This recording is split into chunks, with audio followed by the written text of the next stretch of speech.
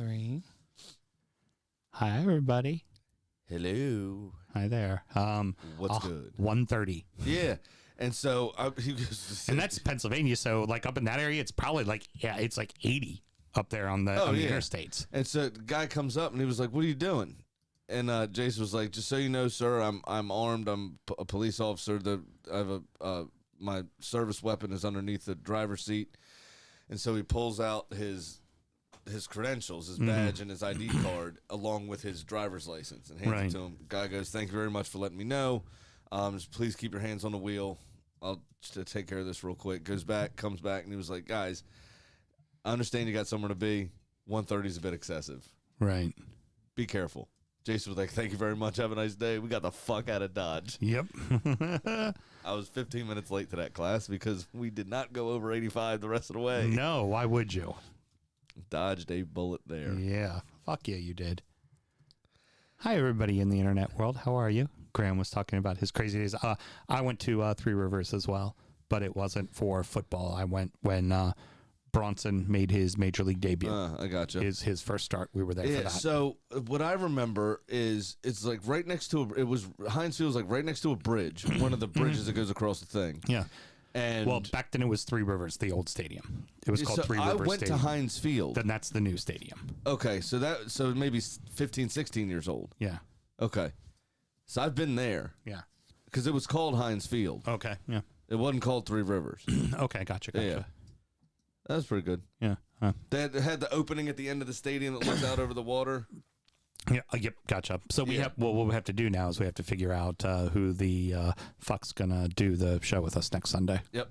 I went to we ate dinner one night, Jason and I, that we were there because we went up there on the Friday night late, and then we were there Saturday night, game Sunday night, come home very early Monday morning. Got it. And we had dinner at an Outback that looked over. It's PNC Park there, and it is the Pirate Stadium. Baseball stadium. Yeah. They have an Outback. Those there. of you tuning in, we have not started the show yet. Yeah. They had an Outback there that overlooked the stadium, that overlooked the field. But you had to either pay extra to sit at those tables because the club took some of the money from the restaurant because they're getting free access to the game, or you had to have a ticket to sit at those, and you didn't get charged the extra price. Got it. Interesting. All right. Mel, you're looking around all confused. I'm almost out of beer. Okay. Do you want me to run outside and get you another one real quick before we start? Yeah? Okay. I'll go do that. Don't forget, you're sharing a fair amount of this with me. Okay, so only one more beer. Are we opening yours now? No. Then another beer. Not right this second, no. I got a little bit more to go here. Okay, well, all right. You guys talked a lot, and so I drank a lot. I feel like that's what we're supposed to do. Well, it's after my bedtime. I'm going to keep the after dark lighting in here. Okay. Did you notice we only have one light bulb on? Yes. Sometimes it's just too bright in my own office. And then I thought about that during sound check. Then I'm like, looking at the cameras. I'm like, all right, my corner's a little dark, and that's fine.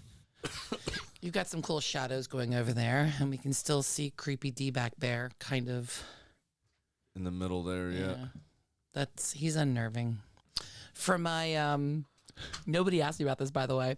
For my interview for Escape to Margaritaville, I purposely put on my Jimmy Buffett t-shirt, which nobody noticed.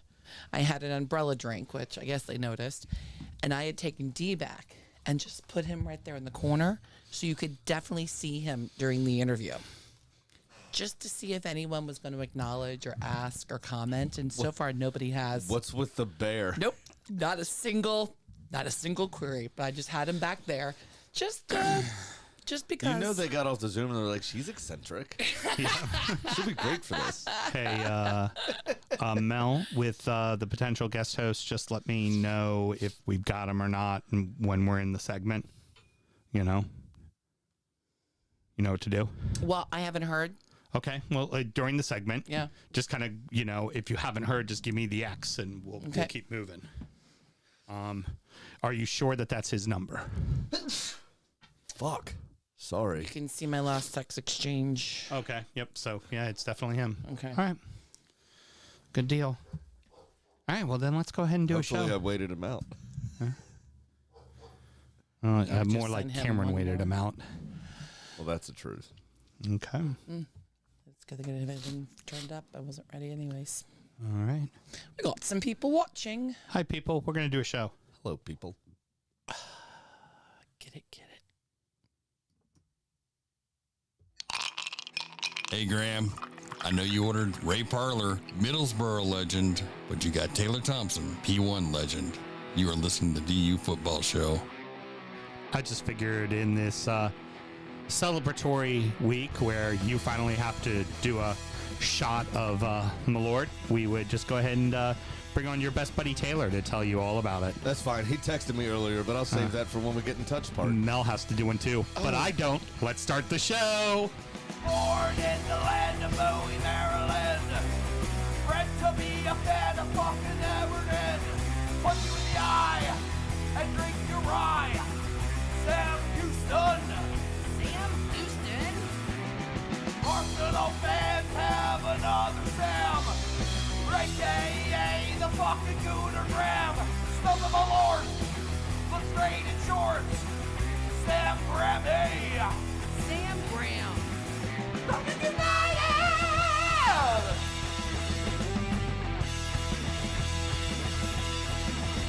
Fucking United!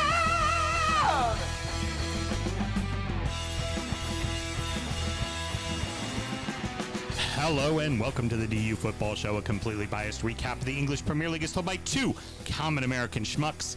I'm your host, Sam Houston, and across the way from me, the man that never seems to get a moment's rest, Mr. Samuel Graham. No How you doing, shit. buddy? Tired. Fucking tired. Okay. It's hard work putting other humans to sleep. And of course, on the ones and twos, Producer Mel, how are you? Good. Taylor says, gonna be a late night. Luckily, your problem, not mine. The That's putting what the happens when you live in the past. well, here's the Over thing there. that most of our listeners would say is the you putting people to sleep really shouldn't be that hard. We put people to sleep every week. Saving myself. No, not saving myself. Actually, we're recording at the DU Public House. Somebody's tired. DU Public House, just outside the nation's capital. You can check us out on all podcast platforms and, of course, streaming live currently right now, wherever you get your streams. Yep, keeping it going. Should you want to chat with us, there's many ways that you can. Mr. Graham, tell the good people how they can get in touch. Sure, it is at DU Football Show on all the social medias and dufootballshow@gmail.com to get in touch via email. Now, if you're very good at that, clever, and not a dickhead, sometimes we'll actually exchange phone numbers with you, and you can text us, which is what Taylor chose to do twice in the last week or so. Okay. When was the 24th? That was after we recorded. So we have recorded once. That was a since then. month ago. Yeah. So I didn't bring it up then, but obviously the Texas Rangers won the World Series, Yep. which is the team that is near and dear to Taylor's heart. He sent me the first photo on the 24th of him in his, I would assume his basement, watching the celebrations there, if you can see that, with a couple of Lone Stars on his TV tray. And he said, Bukake party, Texas style, which I assume they're spraying Lone Star all over each other. One would there, assume. Or cum, who knows? While listening to Creed, apparently. Yeah. Just because we're recording this at 10:30 at night does not mean we're doing injury time. We're outside of the FCC regulations. What? Go ahead. Is that right? Yeah. FCC's right. Yeah. Just, We're not. We're on the internets. pretend it's right. Just keep It's the going. wild, wild west out here. Don't let facts get in the way of telling a good story. Keep it going. And then the other one is a license plate that he found, I guess, somewhere from Maine that is Seunt, SEEUNT. Fucking beautiful. And then the caption for that one is just respect. Are we sure that's not Smokey? I'm pretty sure. No, he lives in the He's desert not in Maine. now. Wasn't he in Maine? He used to be in Maine. I thought yes. he was in Massachusetts. No, it was Maine, and now he's See in that? out in Seunt. Arizona. The old clever way to get cunt past the government. And It's just a collection of words I never thought I'd say in a row. keeping up on just our listeners here. One thing worth mentioning, and I'm just going to let this We're sit out family programming. in the world. John Benson met Coach Beard. God. Okay, yeah. And he ran in a New York fucking marathon. Sam and myself both work in the wine and spirit industry and both have a deep, passionate love for all things distilled spirits. So as the red-blooded Americans we are, we've got to have a drink in our hand throughout this show and every single show. Sam, what are we drinking today? One of the top 20 from a couple years ago, I think it was. Lafroig's Cardis. Yes. Triple wood. Original cask strength, matured in ex-bourbon, quarter, and Oloroso sherry casks.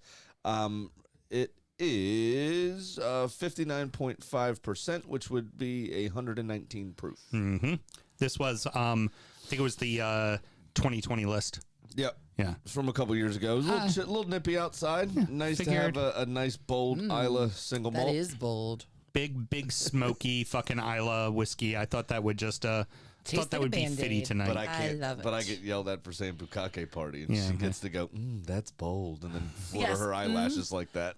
That's bold is different from bukkake cunt main license plate. As Mel says, all the words. It's already been said once in the first 5 minutes. All the words. West Ham Scotty's watching. Oh, very cool. What's up, Scotty? Good to see you, buddy. Thank you for joining us tonight. Does he know? I mean, I'm sure. All right, I heard he doesn't. so, Mr. Graham, what else do we always have to do, my good friend? Always remember to drink responsibly. I know, very good.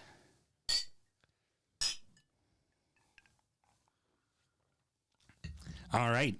Regrettably, VAR is going to be a massive talking point of this entire fucking week, especially with this match, which was flat out a backyard brawl. Newcastle 1, Arsenal 0. Well, for one player, it was a backyard Okay, brawl. hold on. Hold on, I'm going to go ahead and switch it to the Pro Arsenal Agenda skin. There you go. There we go. Get that right set up. underneath of you. You can see it right there. All right, so allow me to say the following. I cannot believe that we are going to start the match with a game that had a total of 3 shots on goal. And with that being said, I just figure it's best to shut the fuck up and let you go. Have fun with it, my friend. So where to start? It was a very difficult miss not having Odegaard. Mm-hmm. We lacked a lot of creativity. But we made up for that in standing up to the physicality, I thought, really, really well. Now, we didn't lose our heads completely like another team from North London, which we'll talk about later in the show. Yeah, at the end of the show.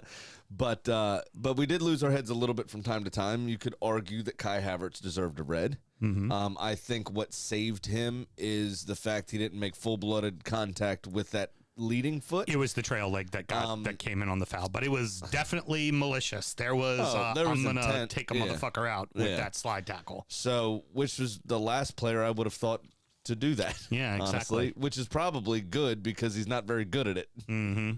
So I think that saved him. Bruno Guimaraes, though, for that MMA move he made as he ran past Jorginho. I would say it was more he raised the people's eyebrow and then laid down the people's elbow is what he did. I mean, he absolutely should have been sent off. It's a nailed-on red card. And who knows if Havertz does what he does, 6 minutes later or whatever it was, had he been given the red. Right. And that changed the entire game, obviously, with them having their full complement of players. And then, obviously, you get to the moment or the collection of moments. In a perfect storm of shit, I find it surprising. The ball over the line, fine, inconclusive from that angle. What I am upset about is why don't you have a camera of that angle? Right. How come are you not? The club has more money than God now. When goal line technology has 700 angles of if the ball goes over the line or not, how do you not have one fucking camera going down the goal line? Yeah, it just doesn't make sense. There's certain photos where it does look like the ball's overhanging the edge of the line. There's certain photos where it looks like it's far over the line. Yeah. So, inconclusive, fine, I can fucking live with that. Yeah, I mean, at the end of the day, it's supposed to be clear and obvious. It's not clear and obvious, so that play keeps on rolling. So there's 4 incidents, actually, and one of them's not being talked about enough. Mm-hmm. Incident number 2, the offsides, after Joe Linton trapped the ball down. You can't see the ball. Yeah, you can't From see the ball any of at the all. fucking camera angles. From a single angle, you can't tell. Because Gabrielle's in front of it on the other angle, on the in front of them angle, the reverse from the TV Right. Angle. And then obviously Joe Linton himself is trapping it down. So the back angle, you can't see where the ball ends, so you can't draw the line. Because remember, if there's two players, for those that don't know, not between you and the goal. The ball becomes the offside line. Right. So if we're running through on goal together and we outrun the defense, that's perfectly legal. I can pass you the ball, but you have to be even or behind the ball itself. Right. Yeah? So you can't see it fine and conclusive. Again, clear and obvious. There is no clear and obvious reason to overturn it. From the front angle, and this is the part that's not being talked about a lot, it looks a hell of a lot like it comes off Joe Linton's arm. Okay, fair enough. And much like what happened today, again, we'll come on to it in detail, but Raheem Sterling, unintentional handball in the build-up to his goal being disallowed. I think this should have been disallowed twice, once for that, potentially, and then again, obviously, when both of fucking Joe Linton's hands are resting on the back and neck of Gabriel Magalhaes, and he's being shoved out of the way so Joe Linton can try to trap this ball. Yeah. There's an argument made by some of the punditry that he was already going down. I think he's trying to go for the ball, and I tend to agree with you. I think there was a push in that. And what I think kind of baffles me the most is that there's one play with three possible fouls, and somehow all three of them are inconclusive. Like, you couldn't make anything of that. Like, yeah, really? And it's really, and it's also, just to put it out there, it's also not a debate about who knows the rules better than who else. It's just those are the rules. And you know, a couple people have said stuff to me today where it's like, are you actually on the side of the referee here, or are you just being biased towards your team? Right. I don't care that you got one over on us, fine. Right. But admit that you did. Because you did. That's a foul. If that happens in the center circle, the referee's blowing that whistle. Oh, God, I'm pretty sure he did later that game. Yeah. On a challenge from Gabriel or Saliba, maybe on Callum Wilson. Same fucking thing. Mm-hmm. Why is that a foul and this one isn't? Mm-hmm. I'm also not saying that there's a conspiracy. I don't believe that there is. Well, I don't believe that there's... Before you start, do you have the documents? I don't need documents because I don't think there's a conspiracy. Tim Olson, Timmy O, says, so now the loss is because of cameras and angles? Apparently, yeah. Asked and answered. Yeah. Because they didn't have... I mean, how can you not find a camera angle where the ball... You can see that the ball's over the line or not? Hey, I don't get it. Before he starts talking, Sattery. I'm not get saying kicked off YouTube. there's a conspiracy here at all, by any means. I'm not calling into account into question the integrity of Pugmole. I just think they're inept, period. But they've been putting chemicals in the water that turn the freaking frogs gay? Definitely. Okay. I mean, that's happening. That I have fucking documents Guys, for. you've seen the Pride Party out in my back pond. You both marched in it. And there was a meth overdose. Makes total sense. No, I'm not saying there's a conspiracy at all. I'm not saying that anybody's tainted in this or they're not trying to do the best that they can. I just think they suck at it personally.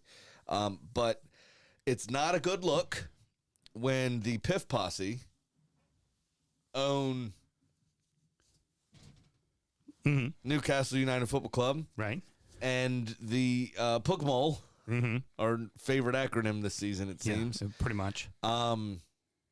Sends referees to the kingdom that owns Newcastle United to train their referees. Well, they need... And in a tender moment, maybe make a threat or two. Who knows? I'm not saying anything. I'm just saying it ain't a good look. That's all I'm saying. Look, you just need to come to grips with the fact that, yes, in fact, Newcastle paid off the refs. The Saudi KSA did. It's what happened.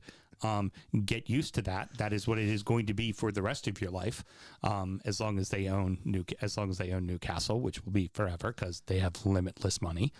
And yes, they are buying off referees. It's exactly what happened. It's okay. I just think it's a bit ridiculous. You just need to come to grips that it's okay. All I'm saying is it's not a good look. You tell Newcastle fans that they need to be able to admit that they got one over on you. You just need to come to grips that you're now fucked from now on. Let's just quick trigger warning because I am going to make a very ridiculous comparison here. Okay. There have been conspiracies created out of nothing from far less, and then on the transverse side, there are conspiracies about things not existing that have very easily provably did, like the Holocaust. Right. Yeah. Very And true. then there's conspiracies drawn up out of thin air where there's absolutely no evidence whatsoever. So, like we always say, again, it's going to come back to haunt us on the last game of this conversation. Don't put yourself in a position to give the idiots something to say. Yeah. And it's just not a good look.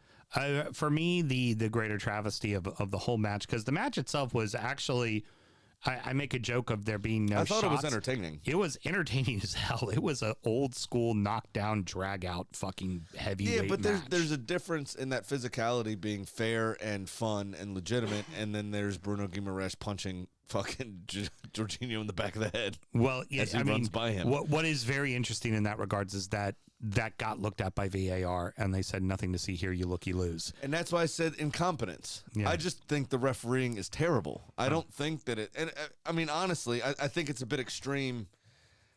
You know, I mean, I understand the sentiment. I think that the clubs putting out fucking I want to replay and all these statements are a bit much.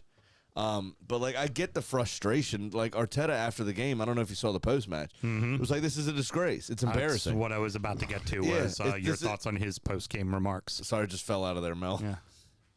It is embarrassing. It's the textbook literal definition of violent conduct. Yeah.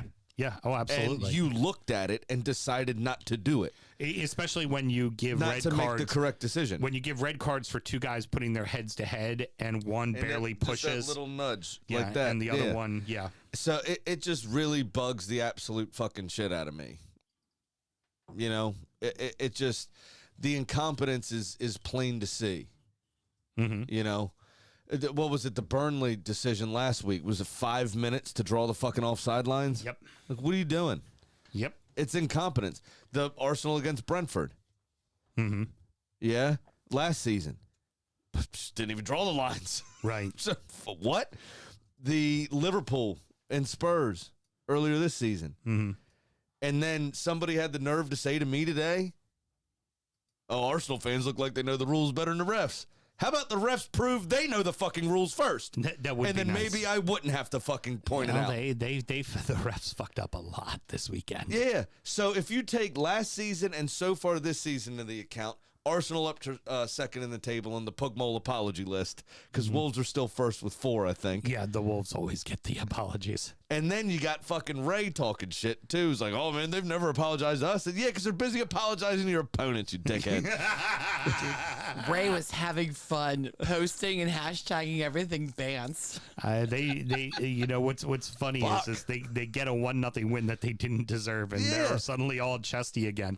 Mr. Graham, allow me to be so kind as to pass you.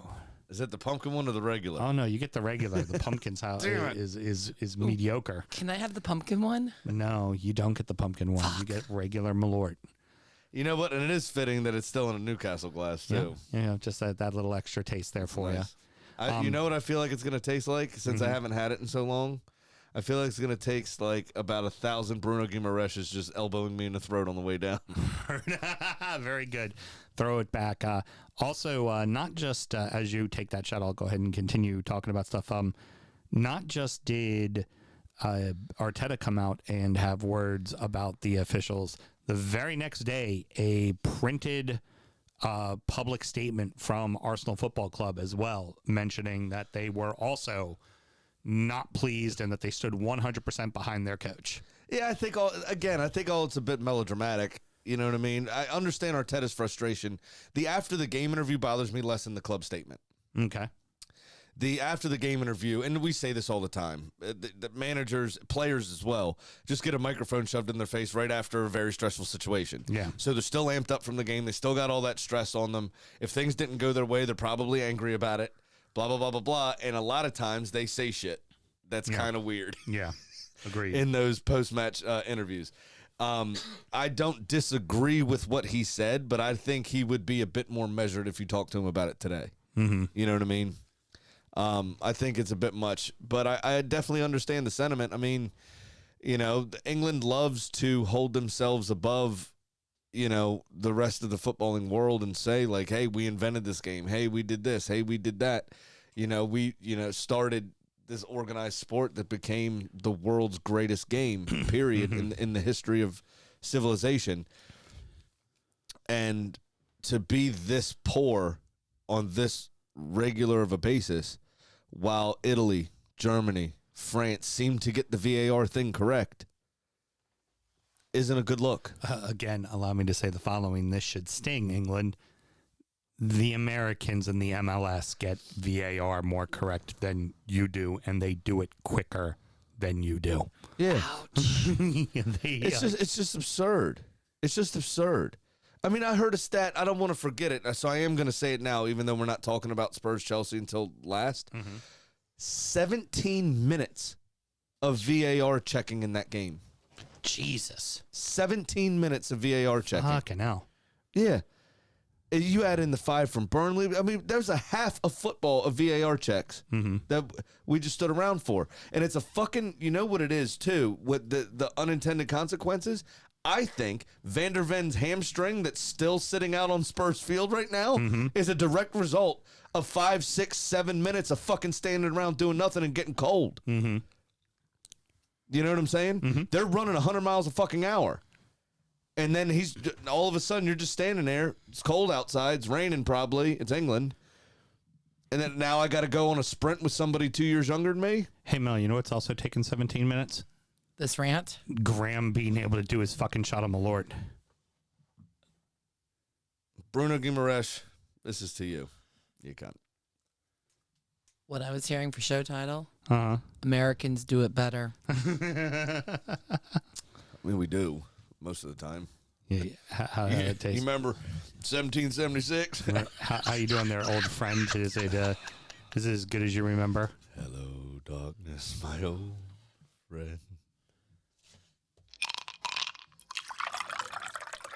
We now turn our attention to the bottom of the league, which saw varied results and a ton of storyline as the relegation battle now has clear favorites. Manchester City 6, Bournemouth 1, Crystal Palace 2, Burnley 0, Sheffield 2, Wolverhampton 1, Luton Town 1, Liverpool 1. Doku had himself a motherfucking day for City. One goal, 4 assists. I mean, there isn't really much to talk about. Training day. It was a fucking training day. Yeah. It was an absolute training day for City. For Doku. Yeah. I mean, no one needed it. You know who the biggest loser in all this is? Jack Grealish. Yeah, because he ain't playing because Doku's playing. I mean, what? And then the timeless fucking Bernardo Silva never seems to fucking slow down. No shit. You know, actually, Pep being Pep, you know what's going to happen? Jack Grealish is going to start the next 3 games. And in 2 of those 3, Doku is going to play a single minute. Yeah, because that's Keep what him he guessing. likes. That's what he likes to do. That's how he rolls. 100%. It's just interesting to see because normally it takes a season for a player to bet in, and Doku has just Immediately. right in. Oh, yeah. right for sure. in. For sure. And he wasn't even a regular starter at Rennes. No, not at all. You know what I mean? They were, because of some financial situations at the club, as I understand it, at least the article I read about it, they were hoping to hold on to him for another year or 2 before they sold him. Right. He's still only 21 now. Right. And Manchester City did, to get him out of there, have to pay a little bit more than he was technically worth at the time. But like you say, Grealish barely featured for 7 months before Pep finally.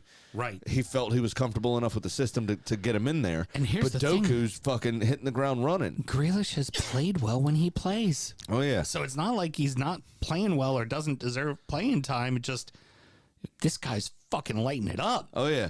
I think Akanji is fortunate. I see that's one of those. Now I'm sure he's got a goal bonus written in his contract, so that'll be great for him to get his bonus. But just on an emotional level, if that's how I scored my first goal, I'd be pissed. Oh yeah, My own player just beaning it into my back, like right off my kidney. Well, for fantasy Didn't numbers, know anything about it. fantasy numbers, a goal's a goal, baby. I'll take it. Heard. I'm a little more bitter But at them that they didn't hold on for their fucking shutout. I would have liked those extra points. Thank you. I mean, it was the Doku show, and it was just a stroll. I mean, it was a stroll in the fucking park. Even still, I don't think they made it out of second or third gear. Yeah, no shit. What's going on, Producer Mel? You got something for me? Timmy O says it took Norwegian Nightmare a season to bet in. No, it didn't take him a season to bet in. It didn't take him, but he's also the tip of the spear. I feel like with Holland, because of the way he plays, he does less than Sergio Aguero, right? Right. But with Holland, because he's so forward focused and goals is the only thing on his mind, I feel like the system was tweaked to fit him, rather than he needed to bet into the system. Right. That's true. The midfielders, you need to bet into. You have to bet into that system. Exactly right. Yeah. I'll see. I think that's the difference there. That's a lot of times too. Center backs will bet in pretty quickly as well under his system. But again, it's the midfield. It's the midfielder and the wingers that really take a little time to get betted in. Yeah, I mean, even goalkeepers to an extent don't really take time, because as long as you buy a ball playing goalkeeper, if that's the style you want to play, playing a pass is playing a pass. How much longer does Areola have with Bournemouth, the head coach? I don't know. I didn't even know that was his name. Yeah, to be honest with you. It was so unassuming, and just he looks like just like a weirdo. I don't know. Heckenbottom, I think, bought himself a few more weeks. He was still my shout to be fired first. Likewise with me. I'm amazed he wasn't fired already. I'm more mad at Gary O'Neill now for that, because I'm going to probably lose on our preseason predictions. Well, don't worry. I'm going to lose it too. I picked the same damn guy, so it's a wash already. But this dude, I don't know, man. He got his first one, was it last weekend? They won. I don't know. Some of these bottom clubs, I mean, they do weird stuff. This season, I feel like 3 or 4 people should have been let go by now, including Ten Hag. Yeah. And they haven't been. Where last season, I think we were on our 6th firing by now. Yeah. Well, we're going to get to I'm not really sure what's going to happen anymore. We're going to get to all 4 of these clubs at the end, because we're going to keep it rolling with the games here. Palace essentially just take advantage of Claret's mistakes. Yeah. So there's a few clubs here, Luton being one of them, of course. Burnley being one of them, obviously, and Fulham. Now, I don't think Fulham will get relegated, because they're a lot better in midfield and defense, and their goalkeeping situation's better. And this is, but Burnley had, I think it was 17 fucking shots, but only 5 of them were on target. Yeah. Converted, obviously, none of them. You got to find a way to score goals to stay in the division. Yeah. If you don't score goals, you will not stay in the division, period. Because there are, even at the shit end of the league, there are teams that can. That is right after the Everton League Cup exit for Burnley.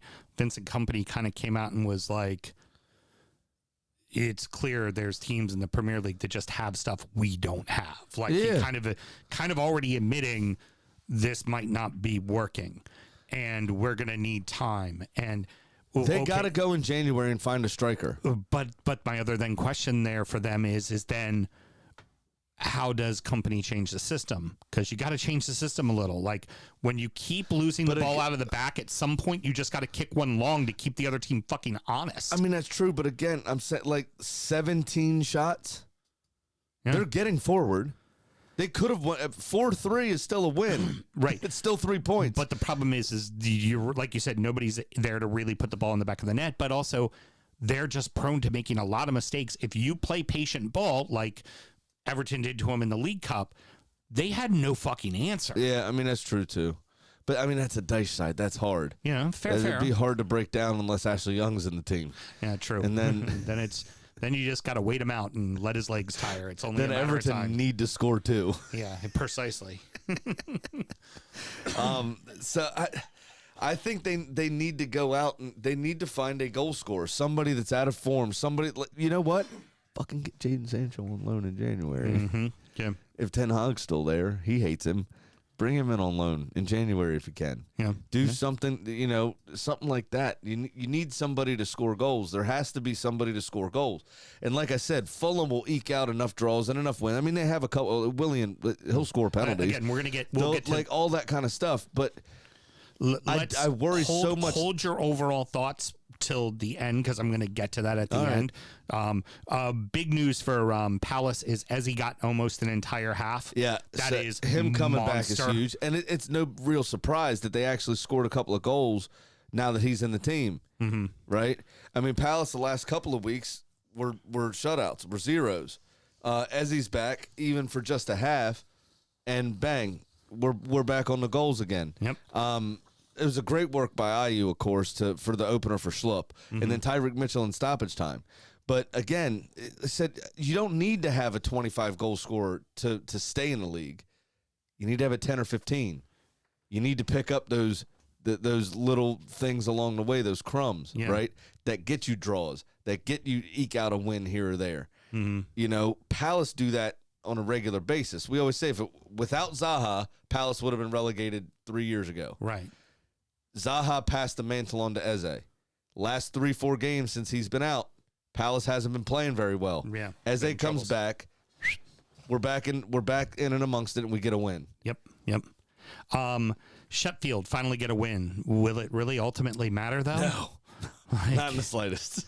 I mean, it was at the death. It was like, okay, great, you finally won one, but it was like, is that what it took at home? Like, especially with Wolves, Wolves didn't look good. So like, why couldn't you you're in your own building against a team that's not looking very good, that's down near the bottom around you. Why can't you just put the fucking foot on their throat? They weren't able to do it against Everton when they faced them earlier in the year. It's just like, yeah, it's just not impressive. No, it's not impressive at all. It's fucking terrible. Yeah. And the penalty, I think ultimately, yes, fine, it's a penalty, but it's solved. Mm-hmm. It's solved. Oh, yeah. And especially when there was only supposed to be 6 minutes, the game was only stopped for 2. Penalty wasn't given until the 9th. Yeah. I think there's something going on. You have the documents, Alex Jones? I just think the officials don't know what the fuck they're doing, is what I'm saying. And hold on, Sam. I'm sorry. There's a VAR check right now. The words that are coming out of your mouth sound blue to me. Uh-huh. But it's inconclusive because I don't have that condition where I can see colors and words. So okay, heard. Very we're good. gonna have to move on from that. Just forget it. Is there like it never happened, Mel. Is there cause for concern for Wolves at all here with that loss? No. I would tend to agree. Well, I do worry for them still, but I think Gary O'Neill, I think it's starting to click. Yeah, we're gonna get to that right at the end here. I think they feel more organized than that. A nearly perfect match for Luton at Kenilworth Road. They could not have played better. They really couldn't have. Yes, absolutely. A completely frustrated Liverpool. 100%. The goal was picture perfect counterattack. It was catch excellent. them at the races. I can't remember who it was. Number 7, maybe. Former Everton man that leads the play that leads to the goal against Liverpool. It was a fantastic fucking ball from him as well. Oh yeah. I think I think there was a player. I think it was number 7. I can't remember his name now, actually, and I didn't write it down. I think he had a chance to put Luton or I think he was the one that would have been 1-0. Mm-hmm. But it looked like he just ran out of gas. Yeah. He made that run. It started in his own half, and by the time at the end of it, I just don't think he had the strength to kick the ball. They played so hard defensively. I don't know how they were able to run up the field that match because they were chasing Liverpool. Oh, yeah, big time. Everywhere. And it's such a shame. Now, if it was going to be, it was always going to be him after the fucking ringer he's been through over the last few weeks with his parents being kidnapped and everything else. It's hard to not feel good for Diaz to get that goal. I have an unpopular opinion. Mm-hmm. I don't think he headed that ball. Yeah? I think it was an own goal. Oh, yeah? Looked like it came off the defender last, personally. Fair enough. But give him his goal. He needs it. Yeah. And obviously displaying the heartfelt freedom for Dad on his written on his shirt is pretty good. Let's go ahead and take a moment and remember this and earmark it and everything. Jurgen Klopp finally got a yellow card. He did. He was perplexed. And then he bitched about it. He was like, I was talking to the linesman. I don't know why the official came over and gave me a yellow card. Because you were talking to the linesman, Jurgen. That's why I you thought it got was- the fucking yellow. I thought it was because he was out of his technical area, and even the announcers in this one were sympathetic towards him and said like, "Yeah, but this technical area in this stadium in particular is quite small." They were like, "It's harder to stay in it than it is to walk out of it." Well, he did. Klopp has It's never like been. if you're at the Emirates, if you're at Goodison, if you're at Anfield, the technical area is rather large, actually. Do you think Klopp knows anything of a technical area? He once ran out into the center of the field to embrace his goalkeeper in a loving celebratory embrace while During the the match game. was still going on. Okay, do you think he really gives a shit about a small fucking technical area? No. All right, so here's the question I'm going to ask. I think we're looking at 4 clear teams that are in real fucking trouble, Yeah. and we talked about this last week. And no offense to the teams that won, but this is the conversation to be had. Of these 4, now I would say there's 3 others that could be talked about, which would be Fulham, Wolves, and Everton. I don't think any of them personally are going to fall into it because, as you've already been hinting at, the 3 of them are too good of teams to. They're going to find ways to get draws against Brighton or a win against West Ham. They're going to get those odd points. These 4 on the bottom, they're truly fucked right now. Yep. Who do you think are the 3? Do you think it's 3 of these 4? Do you think one of those other 3 teams might fall into the mix? I think it's Bournemouth. I think it's Sheffield for sure. I think those 2 are nailed on. You would probably say it's Luton. And Burnley somehow survives. And Burnley somehow survives because I think they, with Vincent Kompany and his Rolodex of people that he knows, you have to assume that he can call on somebody in January. Yeah. That he'd be able to find the goals to get them over the line. Yeah. I'm sure he'll call his former coach and get some fucking advice. Right. He knows people. Yeah. What's the coach's name for Bournemouth again? Areola. Again, who the fuck is that guy? Yeah. Who's he calling? His mom? Like, what advice is he going to get? You know what I mean? Who's talking to this guy? Yeah, this is fucking bullshit. I think it's a crank call. You know what I'm saying? I just don't see it happening. And then Sheffield are just bad. Yeah. They're just bad. They're just bad. They do so many things wrong. Like, I know I hate saying it. You called me out on it, and you're fair enough with saying the same thing over and over again about Fulham in particular. Yeah, the problem is, though, Fulham proved you right this weekend. Well, but that's just it. That is their only problem. Yeah. Their defense is fine. Yeah. You know, their midfield is fine. Yeah. Bird Leno is fine. He's Yeah. a good goalkeeper. Yeah. They don't have many issues. They held on to Paulinho. Now, if Paulinho goes, we have a lot of problems to talk about. Mm-hmm. But their only problem is scoring goals. If you can get Vinicius to fucking mature a little bit, Yeah. And keep his composure All in he's front got of to goal. do is score 8 to 10. Exactly. And all you need Jimenez to do is score 6 to 8. That's it. That's all you need from him. If you can get Jimenez's confidence back, Yeah. just to a level, again, to get 8 to 10 goals, if you can get Vinicius to mature a little bit, I know it's hard because he's a young player, everything else, but if you can get him to mature a little bit and you can get him 10 to 12, you easily finish 10th. Yeah. I think 11th maybe at worst. Yeah. But I know it sucks that it's the only really hard-hitting analysis I have of the club, but everything else is fine. Yeah. They do everything else well. They're a tough proposition for most clubs. So I don't think there's any way they fall into it. They'll get enough draws that they'll be super clear because Sheffield, Bournemouth, and Luton and Burnley. aren't going to pick up enough points for it to matter. Yeah. Yeah. Right? I mean, we're looking at Sheffield and Bournemouth, in my opinion, are going to finish 19 and 20. Mm-hmm. So you're talking 4 more clubs fighting for one spot. And you have to imagine that Luton, with the budget they're on and everything else, are going to find it extremely difficult. If they do it, they're going to do what Huddersfield did. They're going to rely on their home form, and they're going to rely on that stadium, that energy to keep them up. Mm-hmm. Fine. That may get them over the line. Yeah, like it did in this Liverpool game. But you look at Bournemouth, or Burnley rather. Mm-hmm. If he can't convince somebody to come and score those goals, they're in a world of hurt. Yeah. Because I don't think they have the facility, the faculties to play in a manner that they need to, unless they had Sean Dyche back. No, they don't. to They don't. get the requisite points. Yeah. And coming on to your game in a little bit, I mean, that was the perfect Dice performance. That looked like Burnley changed their shirts to blue Yeah, pretty in much. that game. If you know, but I don't think Vincent Kompany has it in his DNA. I don't think he can do it. I can say the following. Now, obviously, December will have different results. It can all change. But as of right now, there are clearly 4 teams that are way worse than the rest of the league. Absolutely. I do have one final thought. Yeah, go ahead. I can't believe I forgot to mention it. Cameron Archer scored that first goal for Sheffield United. It's a fucking banger. Mm-hmm. He did the bow and arrow celebration. Mm-hmm.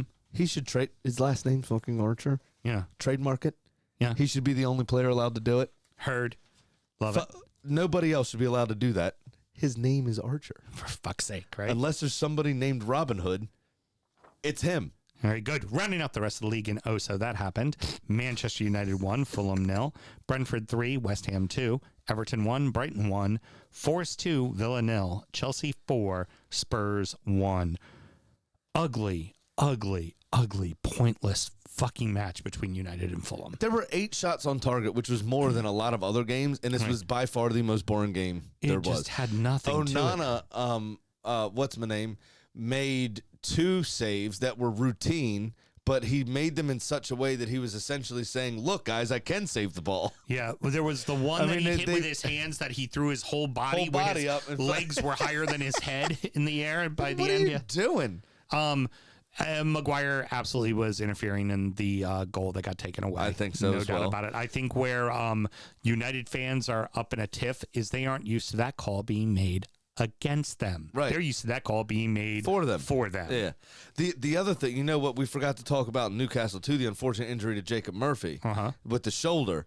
I'm surprised Onana didn't dislocate his shit doing all that theatrical bullshit all that for no over reason. the top stuff.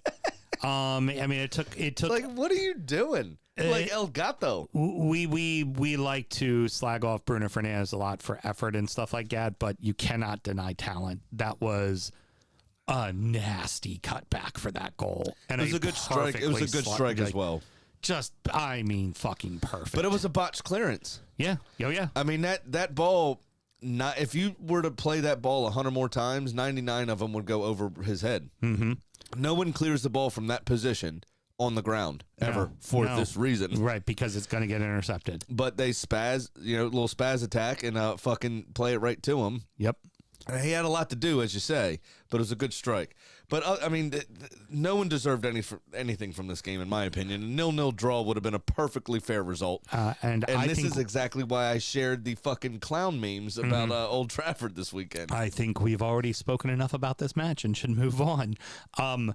You know what? If it wasn't for the craziness that was your match with Newcastle, I would have made an argument that this should have been in the first segment. Brentford and West Ham was an entertaining as shit match. It Absolutely. was fucking like up 1-0, then 2 goals for West Ham, then 2 goals for Brentford to win. I mean, this match was all over the fucking place. Oh, yeah. And the goals were good. Kudus, Oh, yeah. Kudus' goal was phenomenal. Wow, what a fucking hit. Mopé with a good header. I mean, it's routine for somebody in form, but he hasn't scored in 36 or 37 games, whatever it was. He scored once for Everton, and he had scored once in like a half a season for Brighton. So it's like 2 goals in a year and a half. So Yeah. that's the kind of goal when you're not in form, you fuck up. You've missed, And exactly. and he put it in the back and he put of it the net. away, which was great after just 11 minutes as well. But Kudus was phenomenal in this game. He was all over the fucking place. Yep. And that kind of half scissor kick, kind of like almost like he was sitting on a chair because his back didn't hit the ground first as ours did. But it was an excellent strike, caught that far corner. And then Jared Bowen's reaction. Kudus again with a fantastic strike, hits the post, but comes off the post at 100 miles an hour. Bowen somehow controls it and then puts it in at a tight angle. Yep. I would also argue Kudus may have been offside there, but fine, let him have it. And in the end, it didn't matter anyway. Yeah, and then, of course, Brentford figured out a way to come back, man. Like I said, it was just a very entertaining match. And on a fantasy note, Mitchell, Akanji, and Collins. Nice. That's the reason why I won. Nathan All because he Collins? scored goals. Nathan Collins, by the way, Uh-huh. Scoring the 69th minute. Draw hard around it, Mel. So we got a couple thoughts in the chats. Okay, please. First, I know Tim got his stuff in first, but it's Scotty West Ham. So Yeah, gotta let Scotty chat. Sakamba had 5 goals in 8 matches at £4.6 million. Ings had 1 yellow and fuck all for touches at 6.5-ish. And Mumba has a treble. Is this Smokey or Scotty? No. This is Scotty from up in Baltimore. It's so depressing. Yeah, it is. Again, I don't know what's with this lot. They just can't be fucking happy. Can West they? Ham are never happy. And Timmy wants to know, when does Moyes get fired? No, doesn't. I don't think he He does. asked this back when you guys were talking about managers, and I Yeah. missed it, so I figured I'd save it for West Ham. First European trophy Yeah, and first trophy for what 43 years or whatever it was. Yeah, there's no way he's getting fired anytime soon. Yeah, unless they're And suddenly they're in a in the decent position in the league unless they're still. in the relegation battle. Now, I will say they haven't won since early September, so they have been on a big downward slide in the But there's a league. few draws in there as well, though. I mean, they're picking points up. A couple of draws, but mostly losses. And Scott says they didn't figure out a way. We gave it to them. Not wrong. Not wrong. Yeah. Not wrong. All right. That's fine. Scotty shows me why I shouldn't fucking bet on your team because it fucking missed No my bet. shit. Shows me why I shouldn't bet on any Claret and Blue team, Mel. Nope. Unpredictable we are. Moving on to Everton and shit jerseys. Shit results. Shit Everton and colors Brighton. Everton following the form that has worked against Brighton. Punch them in the face early. Yes. That works against Brighton. Every time you see Brighton lose matches, it's typically because someone gets on them quickly. And it's starting I mean, to that seems to be the blueprint. yeah, it's starting to look like a dice run team, and Everton's starting to seem to be okay. Like, it's starting to look like it's going to work. Oh yeah, Sean Dyche. I mean, he's rolling out the Sean Dyche hits. I mean, I'm this surprised. is- Did he talk about looking like he's in the post game? No, he did not. This is not going to be. Did he have a shirt on? Now, yes, he did. Now, this is, but it's also for them. This isn't saying that this team's going to be an 8th place team or a 7th. No, this team's going to be like 12th or 13th. Yeah. Like, that's what they're looking like. That's what they looky like there, Sam. Here's a perfect example of where you were talking about Burnley not having the striker. What a difference Calvert-Lewin makes for Everton, because even if he's not on the score sheet, he's winning every fucking Every aerial duel. Every aerial duel. He beats the center back to it. Now, it might not come of nothing. He may head it away. It may not work, but he wins. Well, it gives the defense something to think about.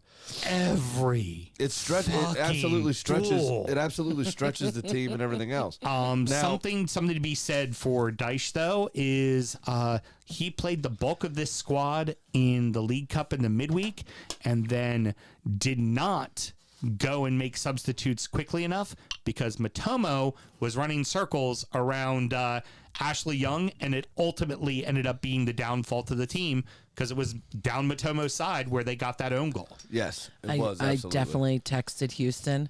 Weird. I thought Ashley Young played for Everton. Yeah, he's, bro. I don't know, man. Patterson should have been starting. It's time to let the kid play. Now the good news though on exchanging one old man for another old man, but I would exchange him for this old man any day of the week. No. Seamus Coleman had a run out with the U21s. Yeah, he's back from the broken leg. Yeah, so I would imagine he'll still be at least a month away, but by December you got to figure he's out in the mix. Yeah. What you just poured me looks like chocolate milk.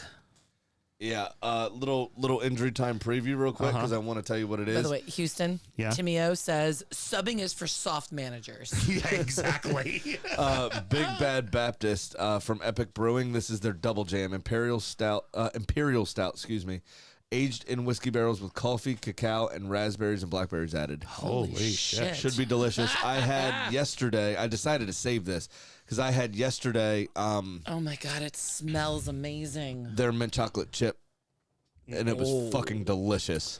It's really good. Just so you know, the mint chocolate chip yesterday was 12.9%. I'm gonna try to get another bottle from Mount Airy tomorrow. Excuse me. This one is 11.6. That is magical. And it's not too alcohol-y from being No. a barrel age. It's No. fun. It's delicious. I was a little nervous when you threw so many ingredients at me. Again, like but usual, yeah. The dark chocolate cacao balances out the raspberry. The bitterness makes it more robust, and it's just creamy and delightful. And usually barrel age does come in a little hot or a little Boozy. yeah, boozy. I was gonna say it's like adds an acidity to the flavor profile, but in this case, it all balances out perfect. Unlike West Ham. So Sorry, that was But there's some unnecessary. stats I wanted to say about your game Please. real quick, though. With this, and this is why I say it's a dice special. Really, you scored after 7 minutes. It was a defender that scored. And you conceded about 80% of the ball. 79.9% is what the Premier League app had them rated at. But you still outshot Brighton 10-7 on target 4-2. yeah, that was the big thing I was That going is- to come away with on that is that Brighton That is Sean Dyche. other fucking than It's 'cause other Sean than Dyche getting is the own hard, goal, they according to really Timo. didn't have chances. They didn't have chances. They Right. just didn't. Which that's kind of the more reassuring thing for me seeing the team play. Now, December's December, and at the end of December, we can all be fucking singing a completely different tune Yeah, when it who comes to knows? this.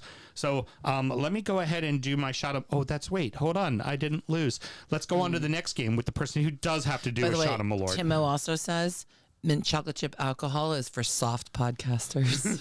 Well, we're not drinking mint chocolate chip. Did he really write that? two smiley laughy faces. I Too. say, You know, don't Timmy's feeling project. spicy. Don't project onto me because you live in upside down land where you got to be scared of everything that moves outside of your house. I also said that mint chocolate chip booze was 12.9%. If He's that's also- for soft people, careful. He's also out in that Perth area, so he's out in that area where you would need to be Yeah. worried about everything that fucking comes outside. Fucking has to sleep sitting up with his eyes open on a table so he's away from shit. Because that lone gnat might actually be the deadliest gnat on earth. Probably is. Fucking hell. By the way, Scotty had sent into the show. He has a bottle of Malort that I'm assuming he drank with his segment. 'Cause I love it, I know Scotty. he's watching me with mine coming up soon. Like I said, if 12.9% soft, I don't want to be hard. I was going to say that, and then I thought about the ramifications. Tim has a correction for you. Australia does not exist. Airlines land on a secret island near Chile. I thought that was only Finland. Yeah, there we go. That people thought didn't exist. Again, what a weird online conspiracy shit.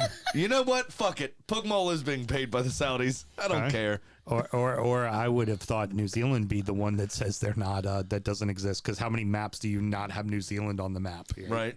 Yeah. Here's real quick, moving on to Forest and Villa. We already talked about it. Keep going. I did enjoy Mel's commentary throughout the entire match. She kept saying the same thing. What was that again, Mel? They are disjointed. No, it was More alcohol. It was no. You looked up. You I'm went. not stoned went- enough. Oh, are they still playing? Oh, they're still playing. Stoned enough. Yours and Tottenham, the next game we're going to talk about, y'all's back lines played higher than you've ever been. Forest played a perfectly executed game. Yeah. What they did is they slowed down Villa, because that's what we're talking about with Villa is just like Diaby and Bailey and Watkins and this just immense level of speed. And even on the outside flanks with Cash and Digne, like they get up Forrest the just pitch boop. thick so fast. And they played a perfect fucking game. But They slowed them down. It's easier to do that. Like, you slow them down, yes, but that also drew the defenders further forward beyond midfield and allowed them, Awoniyi and Alanga especially, the space to run into. Yeah. And at that point, if you're chasing that far back, you're in complete recovery mode as a team. I mean, you're putting yourself under the cosh at that point because you're not organized at that point. True. And that allowed Alanga, I thought, was excellent in this game. I think that he's having the last 2-3 weeks, he's having a real kind of coming out party. He really is. As He really a is. senior professional at that club now. Yeah. So The second goal, I can tell you exactly just from break this one down. This is where I do appreciate sleeping with a goalie, because when shit like this happens, he's immediately right there on the couch with the full breakdown. What happened with Emmy on that save is, and you know this, Sam, is you need to be able to get the ball and spin it off your fingers to make it go up.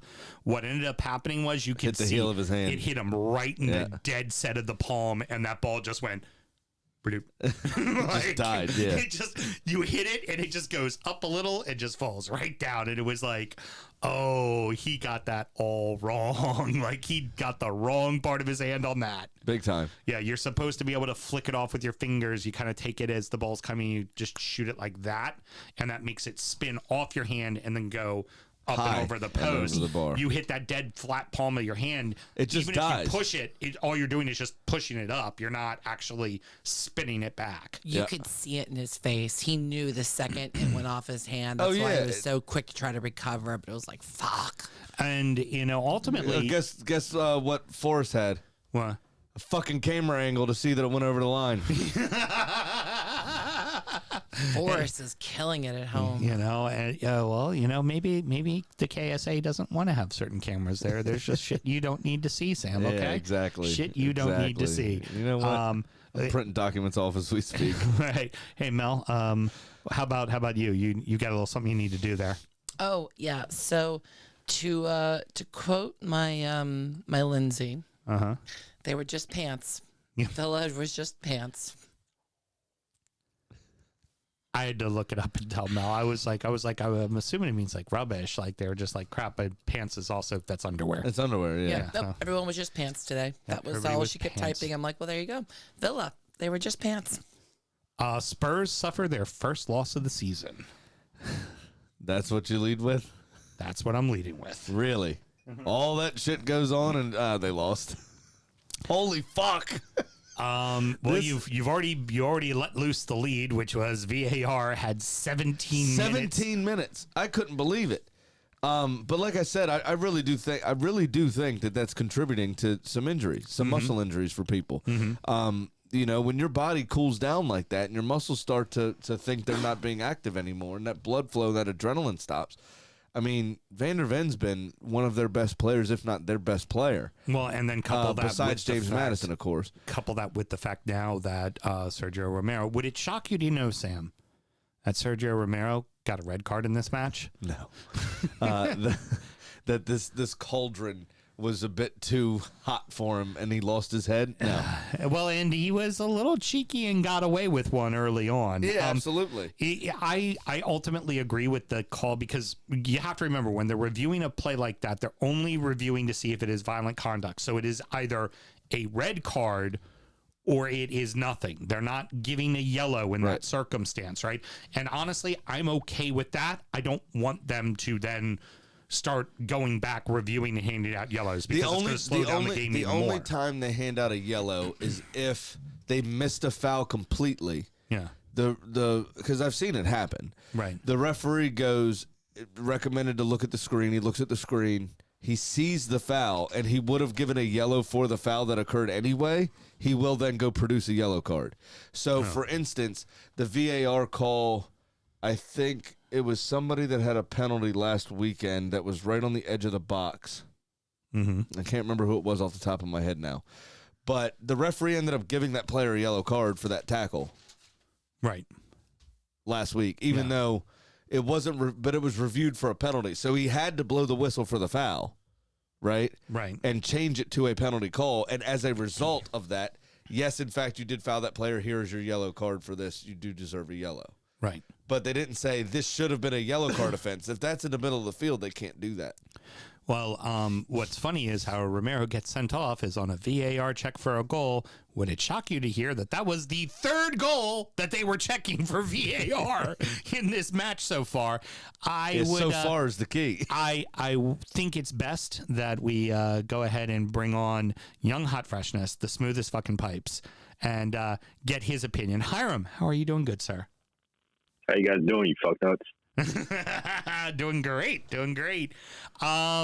You're a Chelsea supporter. What did you think of that fucking shit show today? exactly that. It's a complete fucking shit show. I mean, Jesus Christ.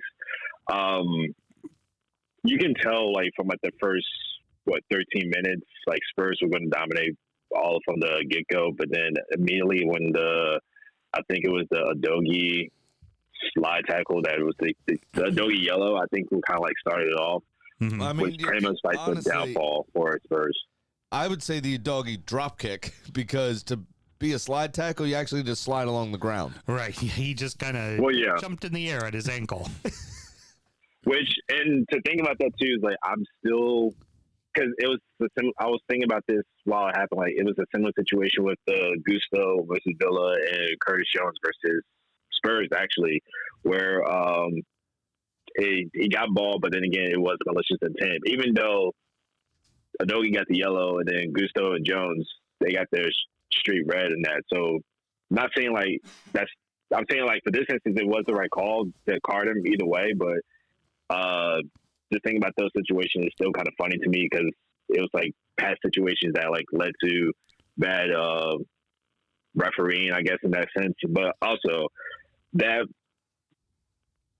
Romero really, I know I'm like jumping around here, but like Romero, like kind of he kind of pissed me off a lot tonight watching that.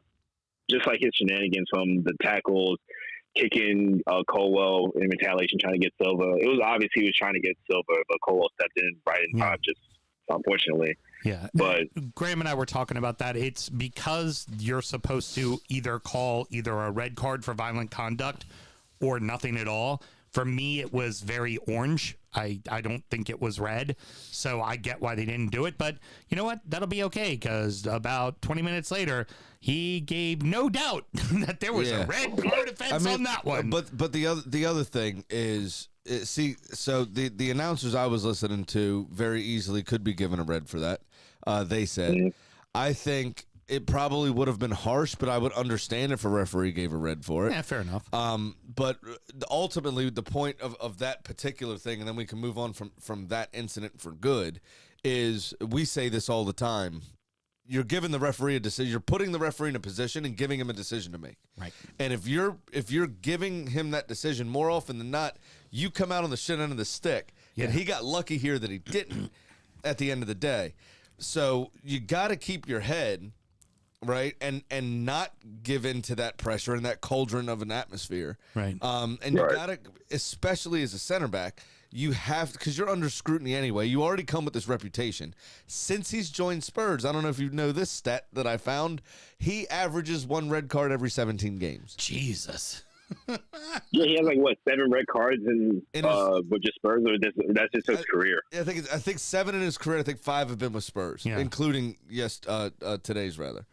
But so if you're putting yourself in that position and giving a referee a decision to make, you only have yourself to blame. It's stupid. It's just like the bullshit nudge that forehead to forehead that everybody gives.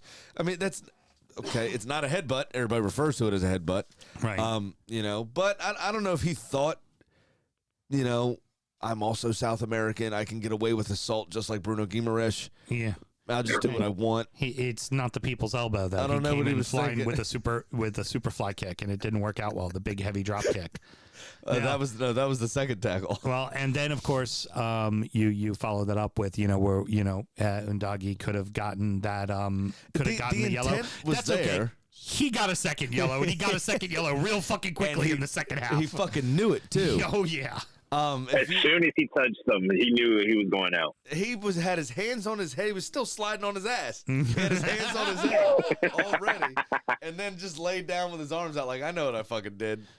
And we have found out the cheat code for Nick Jackson to score goals. You just need to make sure your opponent is down to 9 men. Turns out it's really easy if they're down to 9 men. Turns out it's actually quite easy. It made me so, like, again, I'm happy we got the win. And, of course, in the like I said this to you guys earlier, it was a VAR derby. It was more attention on the VAR than it was the actual tension between the two clubs. But if anything, like, I mean, they've got a lot of Jackson- tension between the two clubs. Yeah. They hate each other. Yeah, they do. Well, yeah, hate each other. it was definitely that for sure because like there's definitely like the intentions like with like Star and Colwell going back and forth with each other, and like there's definitely that intensity there for sure. VAR definitely played a major factor in that because they want to overanalyze every fucking thing, but at the same time, like I don't know. And I've told you guys this earlier. Like it was to me, it was a lazy hat trick in the sense of like for Nico Jackson, just where he, of course, it was easy tap ins, and he was very underconfident in shooting whenever he's contested or anything like that. Like he had like 2, maybe 3 easy shots he could have gone for, but he decided to take like 5 extra touches and just fuck around with the ball and causing it to go to the other side or whatever. And he should have had a 4th in the dying minutes, and absolutely, I think it might have cleared the fucking ceiling of the stadium and went out on the street. Yeah, he put that right up in That the was air. terrible. That's like what we like to call in golf on drive, Sam. Big chipper! We call it Harry Kane during the World Cup. That ball still hadn't come down No, yet. it has not. Very cool. Well, hey, Hiram, one more thing. Yeah, sorry, VAR came in and said that your opinion doesn't fucking matter! We got to do. Hiram doesn't know the bit, but we had to do it to him. Yeah. Just had to get him. I love that there's a little what as it's going out. He just dink. There you go. We'll have to explain it to him so he's not butthurt. Yeah, well, it's young, hot, fresh, and it's Shenzi. They're always butthurt. Sure money. It's because they're not hard. Not hard. That's right. Gotta go live in a country that doesn't exist. It's a small island, actually, where all the animals will fucking kill you. They got feelings You know, and shit. you guys, like always, underestimate young hot freshness. He said, 1, fair play. 2, love you, fuck nuts. That's pretty good. Brilliant. Love you too, Hiram. Love you That too. is pretty good. I lost again because Yeah. Villa didn't fuck, and so my cup of losers says that one time Villa had a headache. Dude. God damn it. Very good. Very good. All right. For me, both roadsides did me dirty. So for my couple losers, I have Claret and Blue fucked me like Chelsea fucks Pat. Damn. Because that's a fucking continuing thing. And, but I am still up $263. Big Sam's Lock of the Week. You ready for a round number? Graham, did you know that 30% of the time it works 100% of the time, big boy? I mean, that's only a 70% fail rate. Exactly. I'm getting it done. I'm gonna pull you, Graham, and I'm gonna take some scores. Arsenal Burnley over 3.5, parlayed with Brighton and Sheffield over 2.5 for a quick 200. All right. Not too shabby. Yeah. And what total are you on right now? I am on 263. 263 currently. I'm at 353. Ooh, that'll be close. Yeah, getting Going close. into the international break here. Yeah. All right. Very good. Nice. And now, it's time for our degenerate gambling friend Pat's Pick of the Week. He's probably asleep. And I didn't even bother reaching out to him. yeah. He had golfed and drank, and he was like, I need to go to bed. I was like, you should probably go to bed. I'm guessing the text was like, me, Pat, bed now. Nobody else will know, but Sam, you'll get it. 1 out of 3 ain't bad. All right, so Pat had this to say since I am reading out his email. I don't know if you've been following, but I can't hit a bet. So for all you gamblers out there, it might be smart to go against my 2 picks I have for this week. Always has been. Fade me. If I was you, I would. I don't know what that means. Fade means take the opposite of what I'm picking. Oh, okay. He's also just pants. Yep. I don't know Pat's sleeping habits. Sorry. So I went 0-3 this past week, and I'm now down $400. Wow. So before the break, I am just going to take 2 single games and try and cut my losses in half. I'll take Crystal Palace over Everton for plus 145 for $100, and West Ham United over Nottingham Forest at minus 120 for $120. I think I like both picks, but if I was you, I'd fade them and make money. At least put a draw in on the Forest game at plus 260 because that's how gambling shit is going to go. Have a great week, and we'll talk in 2 weeks for a big Villa Spurs match, which I'll probably lose money on. Very good. That Very was good. from Pat. All right, well done, what do you sir. got going on, Graham? All right, so what I got going on is I ditched the score idea because that didn't work. Yeah. So we're back to the drawing board. My early season 3 and 4 game parlays of favorites did okay, but then I started losing. So now I'm back to what I'm supposed to be doing. I've got United over Luton, Arsenal over Burnley, Newcastle over Bournemouth, Liverpool over Brentford, Brighton over Sheffield, and Villa over Fulham for a 6-way parlay that will pay plus 580 when it happens. 580. Okay. 580. Very good. I would have thought for a 6-gamer you'd have gotten more odds on They're that. all heavy favorites. All heavy favorites. Pretty heavy favorites, yeah. Pretty heavy favorites. I think Villa will get back to fucking. Yeah. Skanks that they are. Oh yeah, no, Emery's definitely gonna whip him into shape. Well, And I do mean whip. you know what else lost this weekend? All you need is somebody named Gray to play for them, and it's all over. You know, we're just gonna say to the trainer, bring out the gimp. The chicken.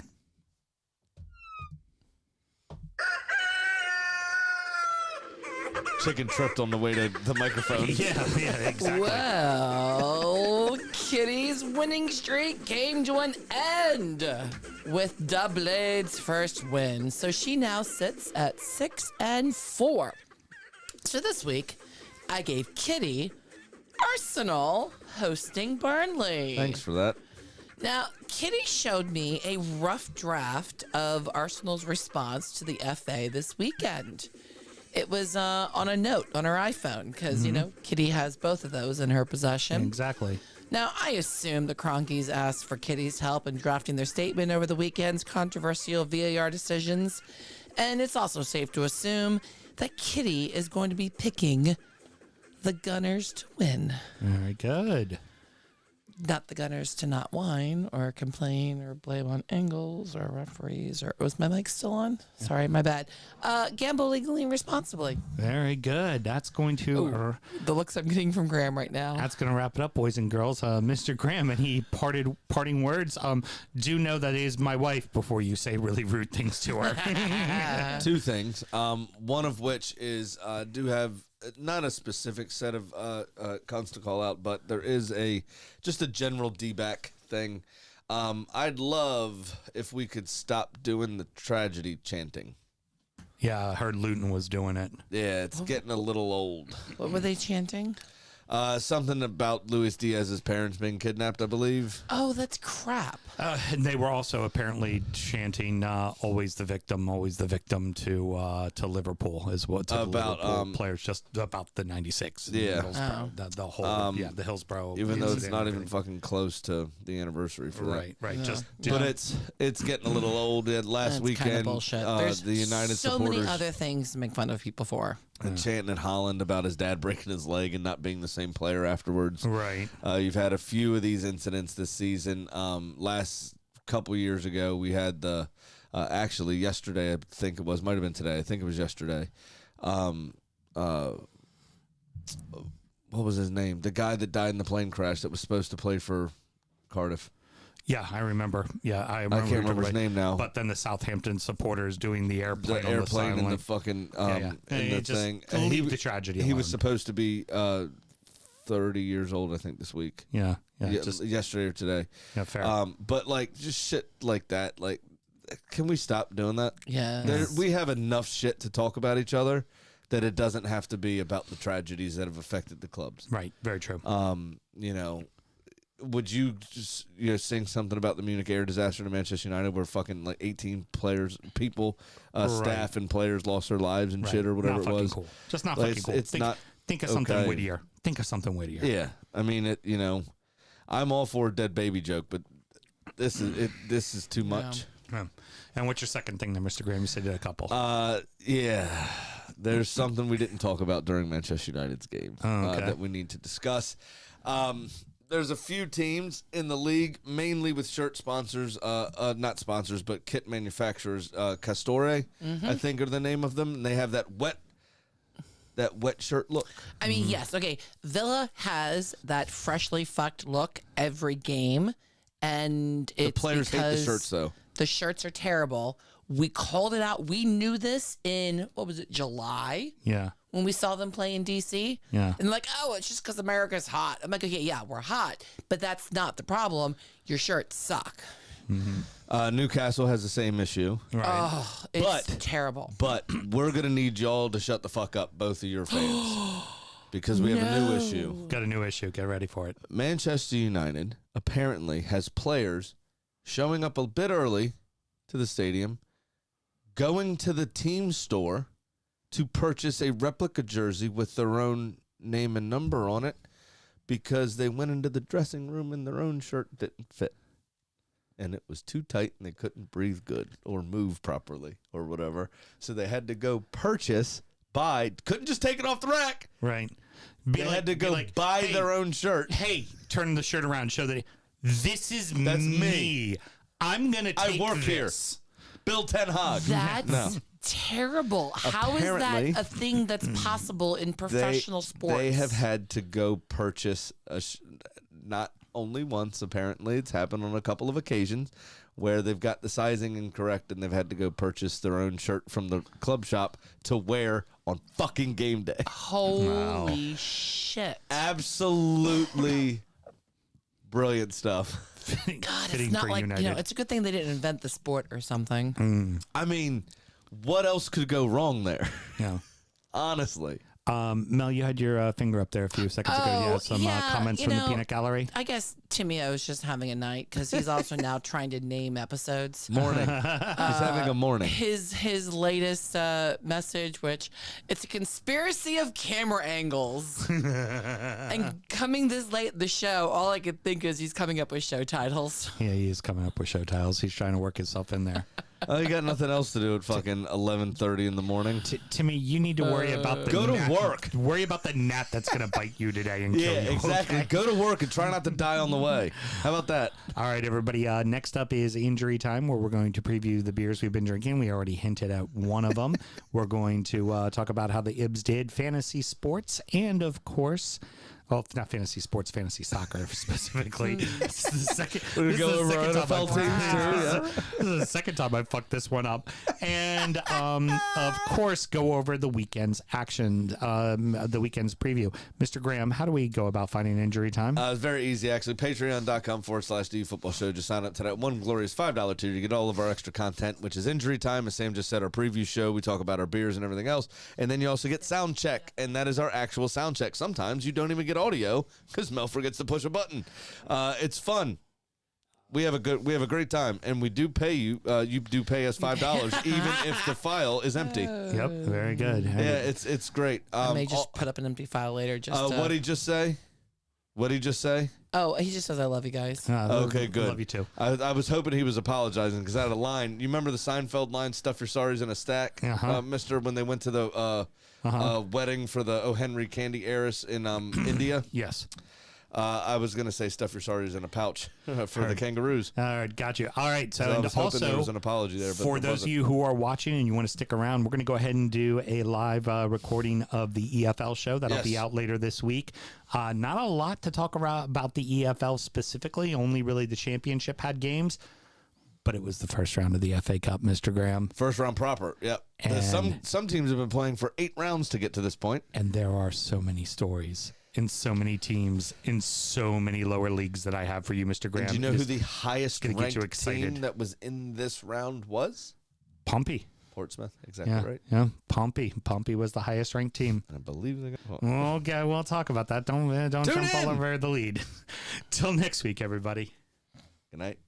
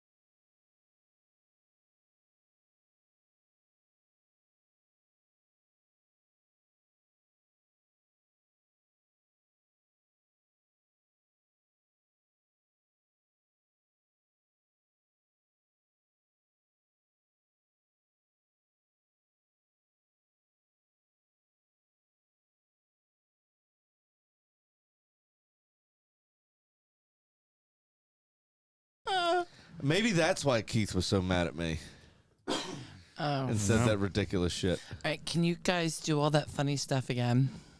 Why? Because you didn't have it up and going? No, I had the video. I didn't have the audio. Oh, Jesus Christ. No, you know what? Fuck It's 'em. recording nowhere. I'm like, maybe, nope. All that pre-show fun was nowhere. Abridged version, Graham and I get very horny for the early rounds of the FA Yes. Cup. We get super, super horny for it, and that's what we're going to be talking about after we talk about the championship first. But let's go ahead and get into it. Let's do a show. Fuck.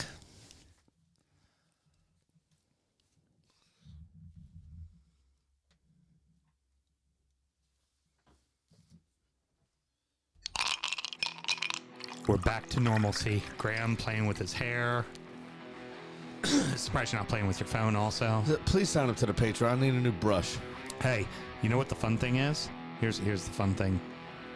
Yeah, we normally talk about the rest of the league and first round of the FA Cup. Yes, it was the first round of the FA Cup proper. I've got so many stories.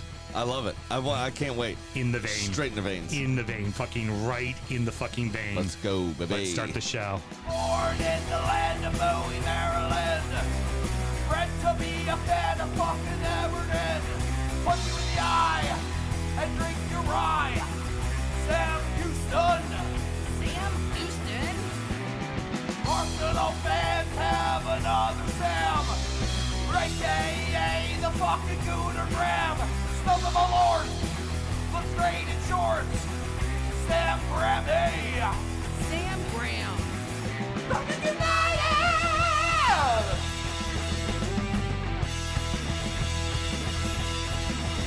Fucking United!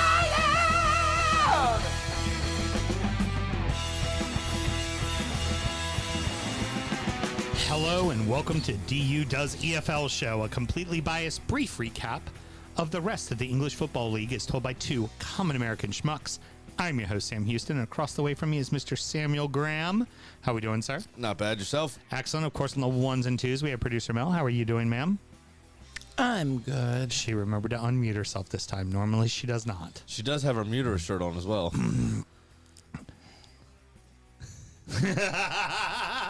Made her look. You had She a different doesn't. jacket on earlier that was open front. Yes. That's when I saw it. Yes, no, I changed. I was like, I'm pretty sure I changed outfits. Oh, completely. Yeah, Oh. but good memory. Good memory. Thank you. We're recording at the DU Public House just outside the nation's capital. You can check us out wherever you get your podcasts. And, of course, streaming live every single Monday night. Should you want to chat with us, there are as many ways that you can. Mr. Graham, tell the good people how they can get in touch. Absolutely. It's at DU Football Show on all the social medias and dufootballshow@gmail.com to get in touch via email. All right. So, Producer Mel, I see Scotty messages popping up on my phone, so I'm not able to read them. Has he been chiming in with anything interesting? Not since, oh, God damn it. Okay, so that's what I've been seeing. So, like, my phone, it's popping up on my phone because, of course, Oh, so you're just now seeing all of it. Yeah, Yeah. nope. it just says you have a message from, and that's it. Nope. He was into it and then was going to go away and then realized we're doing another show and then said, oh, God damn it. And potentially he's still there because a few people are still hanging about. Excellent. Well, let's go ahead and get into it. We're drinking the exact same shit we drank on the last show. Yep. Let's go ahead and get into the championship. Championship corner! I've fallen and I can't get up. Oh no! Leeds get a massive win at the King Power, beating the Foxes 1-0. And honestly, in my opinion, a very one-sided affair in Leeds' favor. It was all fucking Leeds. Yeah.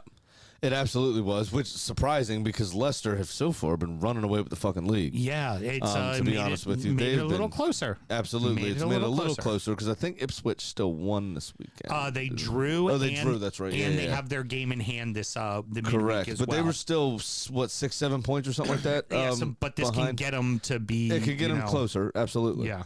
But you know what? When we get to, we'll talk about it. Was it the League Cup they played Fulham in? Ipswich. Yes, It was the League Cup. So we do briefly have to mention that. I had that as a cup set on real money betting. Excuse me, because they are flying so high in the championship, and Fulham obviously have their Yeah, it's essentially little bit of troubles. 12th versus 21st. Exactly. Or 22nd. And I really had, I thought that was going to be a cup set in the League Cup, and it was not. No, they fucking worked their asses. Maybe you should fucking yield it. What is it? Fade it. Fade whatever I say. Right. More importantly, zipper merge. I caught the match at the Baltimore Leeds bar, Barflies, and caught it. I did see you went up there. Mr. Hang out with and Gecko? Mrs. Gecko. Nice. Both were so there. It was great Awesome. to hang out with How's them. she doing? Doing fabulous. Great. I don't give a fuck about him. They're back from England and doing well, and they were in Holland for a little while as well. They had a they not time. high anymore. I did not ask. It's not anything I partake in, so it's I don't fucking. It's like Mel, did you ask them if they weren't high anymore? That's also the cliche thing to ask when someone's in Amsterdam, isn't it? Did you go to the red light district and fuck a hooker, and did you smoke a lot of weed? I mean, that's kind of probably what everybody gets asked whenever they go to fucking New Amsterdam. And of course, that's what everything does when they go to Amsterdam. Mm-hmm. Exactly? I mean, that's I've why been you there. asked those questions. Yeah, I know. Did you? I've You could seen it. also ask, was a Dutchman rude to you by our standards? I mean, well, that's a fucking By given. the way, while you invoke the Mel, Scotty checked back in. I'm a Charlington fan. You'll figure it out in a minute. Very good, very good. And also the Graham, just very easy to say. There's a reason why I've never been to Amsterdam, because I'll end up fucking off there. Moving on now. Like you said, Ipswich did draw over the weekend. They do have their game in hand on Tuesday, which could put them just a point behind the leaders if they win. Southampton, West Brom, and Preston all round out the rest of the top six. So some familiar names up at the top of the table. Yeah, absolutely are. There are some names in trouble also. QPR. Bad way. Bad way. The reason I bring them up, though, have you heard? Old Warlock is you had mentioned that last week. Thrown his hat in the ring. That he may be coming back. Yeah. I'm just, no updates. Just want to make sure you remember. Just make sure I remember. The Warlock is almost back. You need Warlock. You need Warlock in your life. Do. Rotherham also down there. Huddersfield also down there. Coventry also down that direction. Plymouth also down that direction, but a little bit safer. They are 6 points clear currently, with a positive goal differential as well. Plymouth was in a bit of barn burner this weekend with Middlesbrough, a 3-3 draw that saw Plymouth take the lead, with Middlesbrough taking the lead back, and then them drawing it up, Middlesbrough taking the lead, and then Plymouth getting the goal right at the end to draw it up. So kind of a back and forth affair that was pretty interesting. Yeah, it's nice also to see Middlesbrough kind of righting the ship after that start that they had, because they were touted to be one of the better teams in the league, probably pushing for one of the two automatic spots. Right. And then starting to see, what was it, 0-3-1 or something? Yeah, it was horrible. They had a terrible start. Horrific start to the season by what was expected. So it's nice to see them kind of righting the ship a little bit. But a 3-3 draw with Plymouth isn't exactly great. Yeah. Going into League One and League Two, they both had some games in hand in the midweek. There wasn't a ton to really talk about. Oxford won, and that moves them within 3 points of Pompey. And only one match in League Two, which saw Barrow beating Shrimps out for Maccabi 1-0. Worth noting, now with Spurs losing, there are only two undefeated clubs in league football right now. You have, of course, our boys, Portsmouth, Pompey, sitting top of League One, undefeated. And Mansfield Town, the Stags, who are in League Two, they're also undefeated. But are you ready for the record? They have more draws, 8, than they do wins. Yeah. But they ain't lost a game. That's all that matters. That is all that matters. Can I say the most Pompey thing that's happening right now, though? Is they are in prime position to come back up to the championship, which them and Sunderland were basically battling out for the last few years to come back up. Pretty much. But Southampton are sitting 4th in the championship currently. Dead even goal differential. They are on 15 points, so Ipswich are the only team that have the game in hand within touching distance. And they are 3 points, I think, clear of falling out of the playoff spots at the moment. Obviously, it's very early days. There's still 6,452 games to go in the championship this season, as we like to keep tabs on that count all season long. But wouldn't it be the pompiest thing ever if they finally fucking do it? and then Southampton aren't in the championship to have a derby. Well, here's the thing to think about. They'll have Plymouth and they'll have Bournemouth. Don't worry about it. Bournemouth coming down. Them and if Southampton, like all the South Coast teams could be down there, you get to play like, a quarter of your South season. Coast, yeah, right on the South Coast. Right on the South Coast. Ain't gonna travel it done. You know, it's great is if Bournemouth do get relegated, which I imagine that they will. That won't even be a stop on Arsenal's U18 team bus tour. Yep. When they go down to play their game, because that happened to Arsenal this weekend. I forgot to mention that during the main show. Jack Wilshere's U18s. Had a fixture against Brighton. No, I'm sorry. Had a fixture against Bournemouth. Had a fixture against one of the two, but drove to the other town.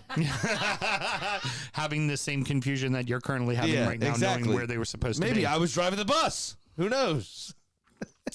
All right, let's get What were you trying to show me, dear? I'm sorry. No, it's fine. It was not anything related to this show, but I was gonna forget, and now I can't find. Oh, here we go, Scotty. That's how his feelings are right now. Nice. I love it. Beautiful, beautiful, beautiful. Charlton. Yep. Well, we're about to get into that. Let's go ahead and talk about the first round of the FA Cup. Mansfield lost to Wrexham 2-1, and Pompey lost to Chesterfield 1-0. Unbeaten league starts. Well done, boys. Yep. Let's get in the cup. Keep this momentum going. And fall flat on my face. Fuck right off. Fucking hell. Oh, they fucked right the fuck off. What are you doing? Let's go ahead and talk about a few other kind of fun victories here. We have Eastleigh smacked Cup darlings Bournemouth 5-1 in a National League matchup, which is the level directly below the professional leagues.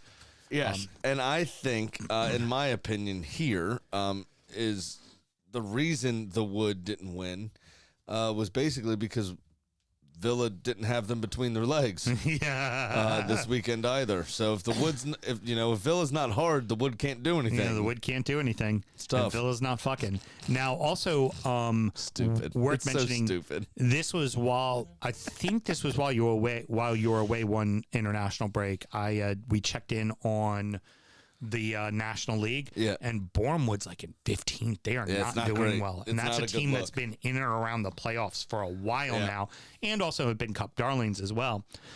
Alfrington Town, I like how it's Alfrington Town, like town, like you just call them Alfrington. They are in the National League North, which is a level below the National League. They beat Worthington 2-0. Then Maidstone, who is in the National League South, which is also a division below. So you have the National League, and then you have the National League North and the National League South that play in to get into the National League, right? Which are the sixth tier of English football. They beat Chesham 2-0. Now, Ramsgate from the Isthmian Southeast Division, they beat Woking 2-1. Now, this is a team below the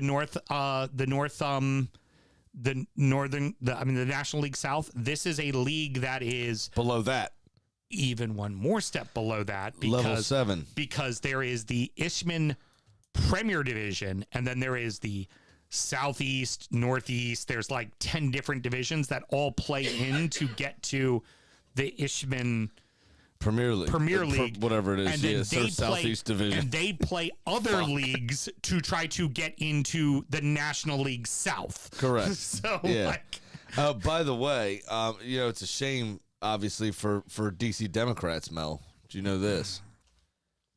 Obviously, Woking being the favorite club of the Democrats.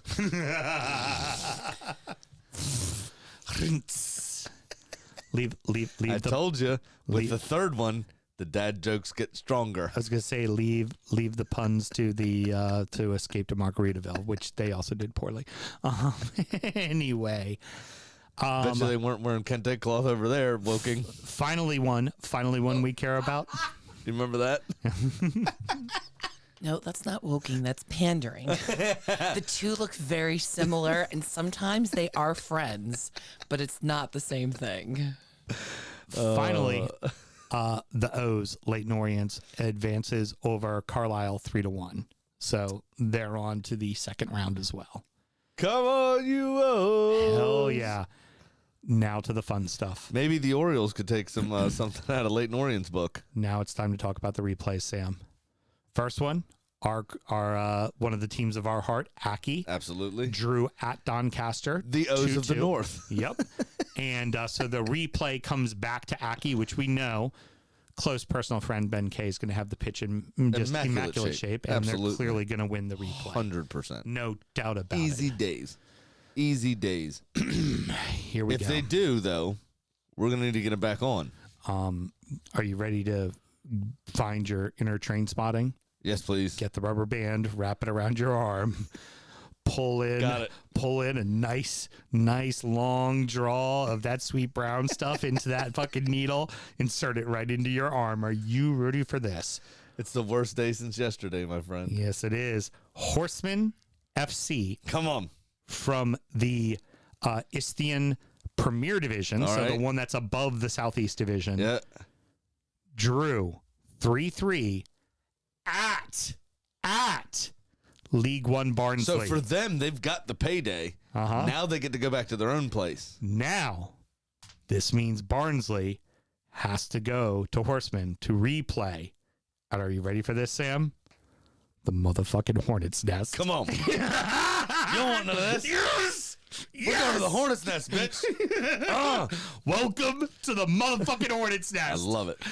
I love everything about it. I love Barnsley. I root for him in League One. What I want to know. I want Horsemen to beat the ever-loving fuck out of them. And I want them to be drawn at home to, like, Manchester United. Yes! Brett, you got to make it 2 more rounds so you get to the 3rd round proper, please. That would need to see them in that draw. Now, this one is going to hurt. You know why? I mean, if nothing else, the surviving members of Wu-Tang should go. Now, I know it's the Wu-Tang Killer Bees, but Hornets are fucking close. All right? And Brentford already has enough famous supporters.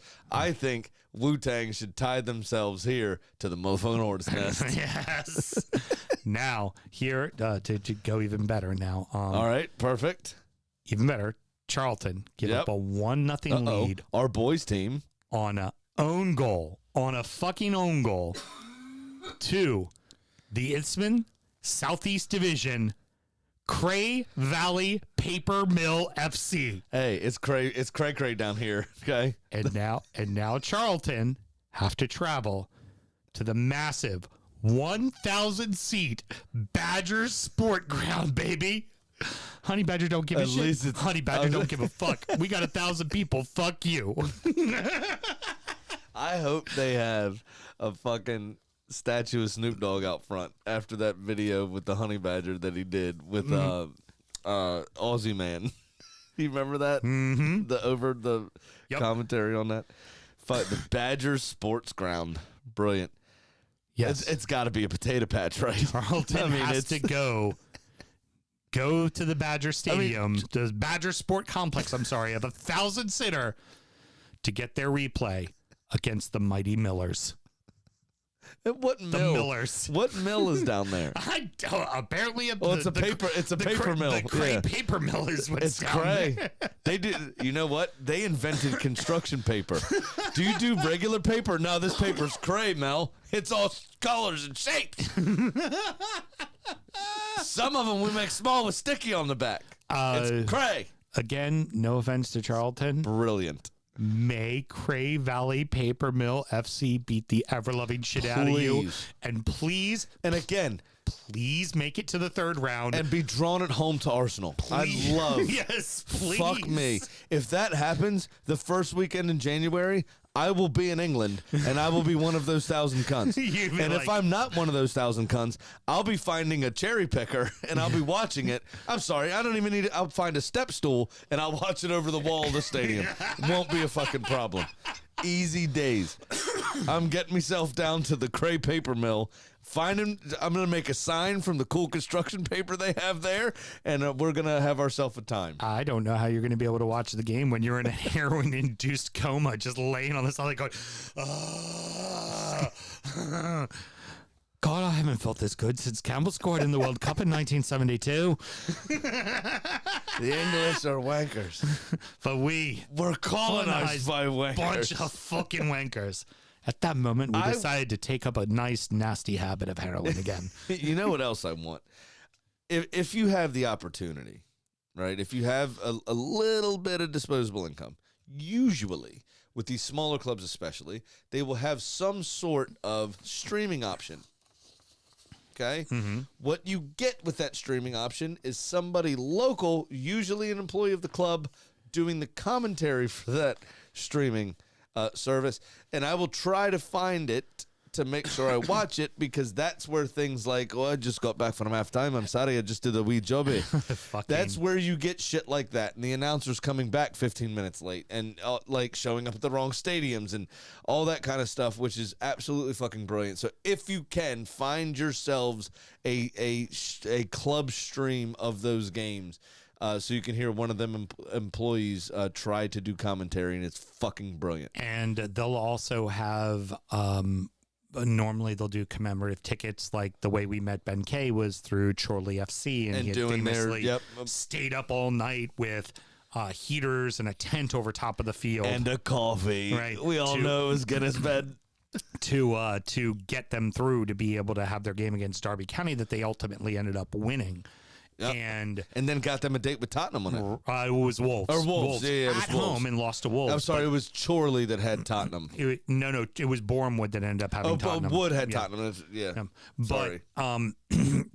But with that, they'll do like commemorative tickets and stuff like that. So it's an opportunity to also, you just buy a online ticket that helps support those clubs, and that them getting to the third round, that pays for their entire season. Absolutely easy. And especially teams in this level, it'd pay 2 years worth of shit. And especially like something like, if like Arsenal was to play, Cray Valley Paper Mill, right? They would go, oh, you have 1,000-seat stadium. We're going to make it a 3,000-seat stadium. And they will just literally pay to build their. So when we played Sutton a few years back, when they had the fat goalkeeper that ate the pie on the sideline, they did. Arsenal did that. They built them like a kind of a classroom complex, and then actually put like floors in their dressing room for them. Yep. In addition to, it was on television, and they signed over essentially all their television right money from the game to Sutton United. So a lot of that stuff happens, and that's where you want your payday. Now, most Premier League clubs, especially, a lot of championship clubs, if they play teams that far down, will donate the gate receipts basically from the game to the lower league which honestly team. Helps pay for their entire team's salary for their entire season. So they want their payday. They want to play at the better stadium. Yeah. However, we as viewers fucking love seeing these like people's backyards, again at Chorley, and then again at Bournemouth, actually, I think people's backyards just right up against the stadium. Right up against the stadium gate. And it's a chain link fence. Yeah. It's not like a fucking wall. It's not like Kenilworth Road. Yeah, they're just sitting there. It's a chain link fence. So there's people sitting in lawn chairs with glasses of wine watching the football, and they're just at home. Yep. Love it. Fucking love it. Brilliant. Absolutely fantastic. Oh, what I love about and shagging balls when they get popped over the thing and hit their house. I love it. Love about this competition is like those stories. Like, I didn't have to write this show. It wrote it for me. Oh, yeah, absolutely. But it just, everybody loves an underdog, right? I mean, that's the only positive shit you get on the news nowadays. Everything else is fucking car wrecks and Manchester United. And now you get, these underdog stories, these uplifting, fucking Cray Valley Paper Mill. Yeah. I mean, I guarantee you they're like 140 fucking years old. They've never changed their name. They've just never had any investment. And I bet you it was 11 workers at that fucking paper mill that started the team or some shit. Yep. It's that kind of stuff. They Europeans say this about us all the time, where we have a very wide history. They have a very deep history. Yeah. Right? So America's big. It takes fucking, 50 minutes, an hour to drive anywhere. Right. Most of us commute a fucking age to get to work. Right. But we don't have the depth of history that Europe has. Right? And so seeing some of these teams that quite possibly have been around, for 2 generations, 3 generations, easy, is just amazing. I mean, There's football clubs in England that are older than the oldest living fucking, sea turtle. Right. Which is crazy. So I'm going to go ahead and that's going to be the parting words because I think there's nothing else really better to say than that. I love everything. I love everything about it. And the Badger Sports Ground, if they don't walk a fucking honey badger out on a leash, they're missing a trick. Barnsley has to go to the Hornet's Nest, bitch. How fucking brilliant is that? It's great. All right, next up is injury time. Well, actually, injury time will already have gone up, and we're doing all that. But we record it all on the same day. So anyways, Sam, how does somebody find injury time? I don't know. I'm so tired now. Well done. It's patreon.com/DU Football Show. Sorry, I actually was tired for a second. Do it the way I do it. Like, you guys aren't going to type this in. Just scroll down. It's written right there it's below. all of our links and all the bios. Wherever Producer Mel posted this, it's right there. Just go find it. At DU Football Show and all the social lazy. medias, just go to the bios and click the link tree and find it. Also, the DU Drip Shack is a great way to support the show as well. Absolutely. Pick yourself up some swag. Swag. And then after Charlton lose to Hunt Valley Paper, what is it? Cray Valley Paper Mill FC. By the way, Scotty said Frazier was mint. The rest of us were shit. And if they don't call their home pitch the paper shredder, then just get fucked. I like Fair the enough. Badger Sports Complex, but the paper shredder. The shredder is better. Come get shredded. Oh, yeah. I love that. Fucking brilliant. Absolutely brilliant. And just lean into the whole thing. If Michelangelo at that point Cowabunga isn't your mascot, fuck off. If you're called the Shredder, come on. Or Master Splinter. Yeah. It's Splinter! Because you got to cut the trees down to make the paper. Yeah, you don't want to get a paper cut down, do you? Come on. Till It's like next getting in a week, car everybody. accident with a mail truck. Till next week, everybody. Fuck off. Good night. Beaver.